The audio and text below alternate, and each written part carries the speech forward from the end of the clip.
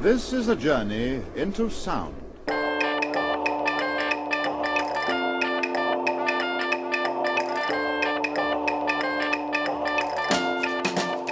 The music industry has changed dramatically in the last 20 years. From the burnout of big box giants like Tower Records and Virgin, the birth of the MP3 and iTunes, the slow death of the CD, and the rapid rise of streaming sites, the industry is in full disruption mode.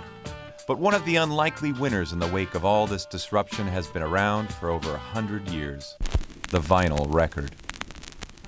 Reckless Records has survived and thrived for nearly 30 years by selling and celebrating vinyl. We went to Reckless's Wicker Park location to find out how they've managed to keep the record in record stores.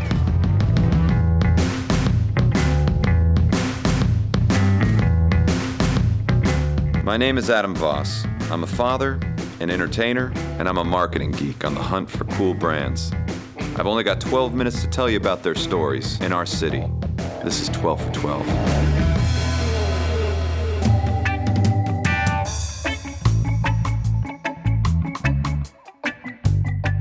Let's get this straight. I love music. I've been playing music since I was a kid and have been in multiple bands over the years, but I'm not an audiophile or a vinyl collector. Brian Smith, however, the general manager of Reckless's 3 Chicago locations, he is. It is a little bit of a treasure hunt of coming to a record store. That's to me the beauty of a record store, is finding some new thing that you didn't know that you wanted and needed. That little burst of serotonin or whatever it is in your brain that you get from finding something like that is kind of what keeps all of us involved. So it seems to be a great time for people that enjoy vinyl records and for Reckless itself. Consumer culture in America has opened up a lot more to shopping at thrift stores, and TJ Maxx and Marshalls, and they're like the biggest retailers in the country, and they are sort of predicated on this idea of coming in and not knowing what you're going to find. And that's what record stores always are. Usually I buy my records at thrift stores or stuff like that, so it's nice to come to a place where there's a really big variety and you can always kind of find something good. My dad had a really big vinyl collection when I was a kid, and I'm definitely going to be looking at some, classic rock, some metal. I just always loved the idea of the 70s and the 60s. I think part of it is nostalgia because of the relationship I have with them with my dad, but I just think the sound quality is totally different than a compressed MP3 format, so it's just something that has always appealed to me more. Do you see the return to analog and vinyl as kind of a backlash almost to this anti-identity of digital music? Music is very caught up in identity, and it's the same way as wearing clothes. You're saying this is physically showing my style and who I am, and you can't really do that with an iPod in the same way. This is my spirit. This is spirit. Right. When you buy a record, you're getting more directly involved in this band's art.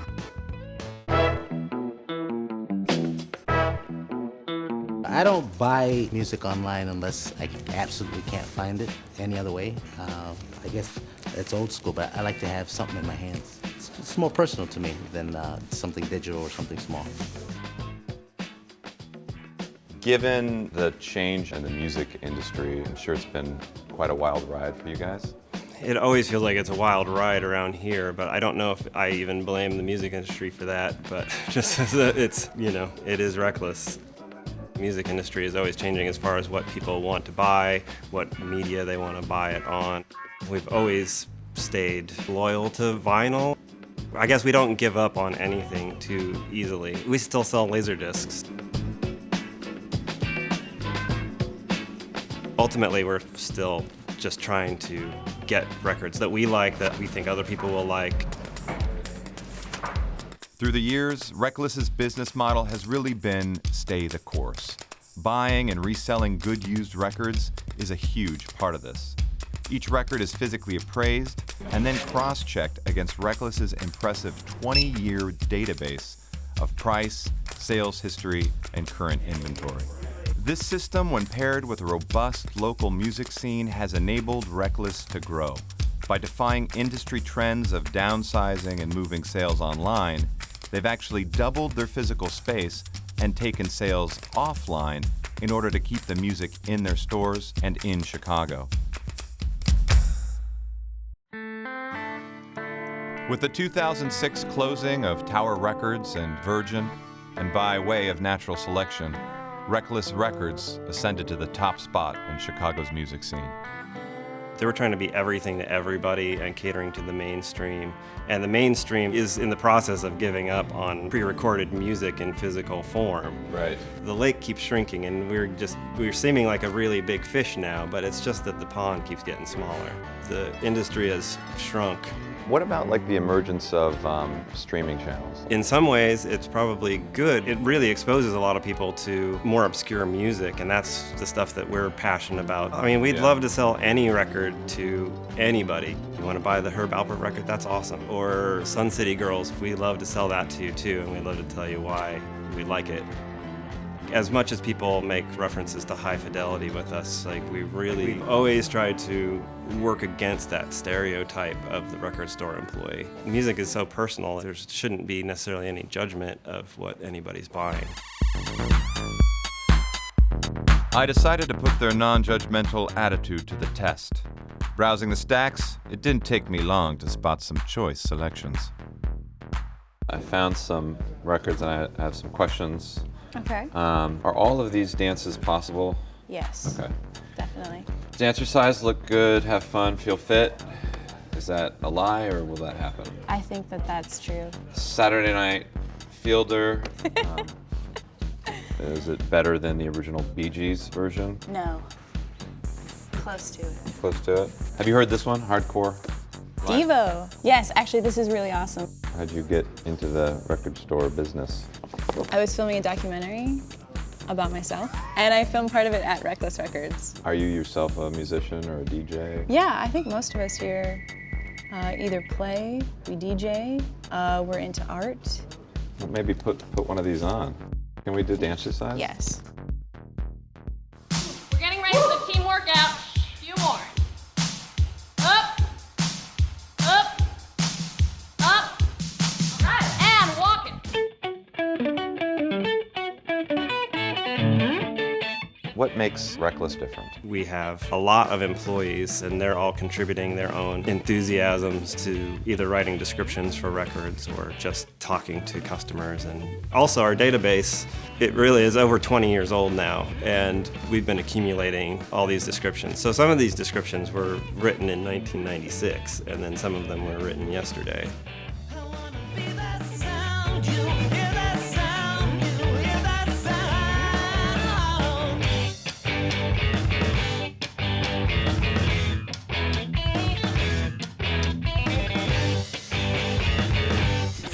Meanwhile, uptown, the DJ plays.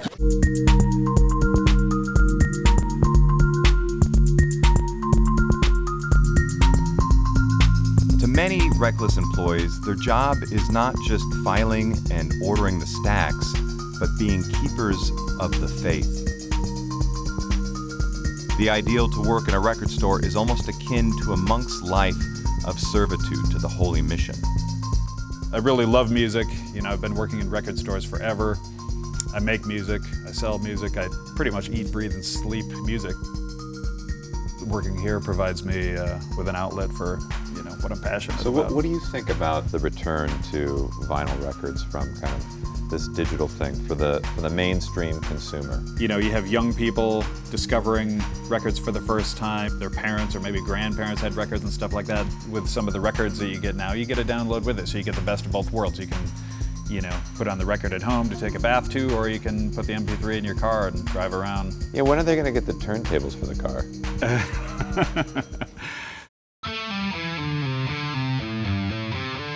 I actually started listening to music on vinyl records just recently.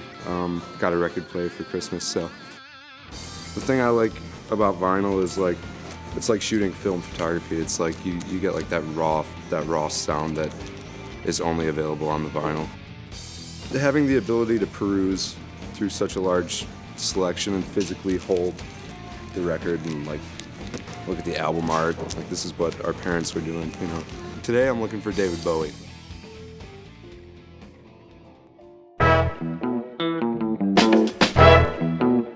My mom sang in the 60s.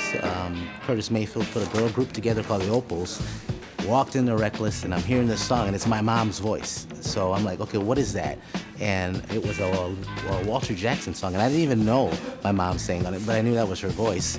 So the guy behind the counter showed it to me, and I just looked at the album and said, hey, that's my mom. You were saying earlier, so much of the record experience is kind of that jolt of adrenaline when you find maybe a classic Styx album and you're like, oh, look at this is awesome, Right. I want to see them. Oh boy. I like that he looks like one of the villains in Superman. He does. That's sweet. I guess with like an Amazon or an iTunes, you don't get that same experience. Yeah, you weren't necessarily looking for it. It just jumped out at you. Right.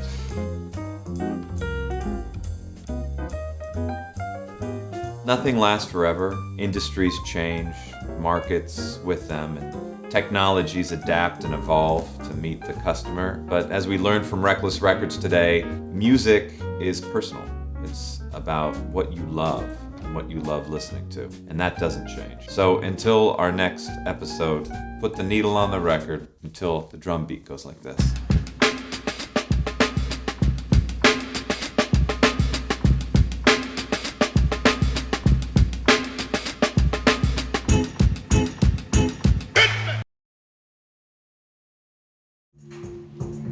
It's got a good beat.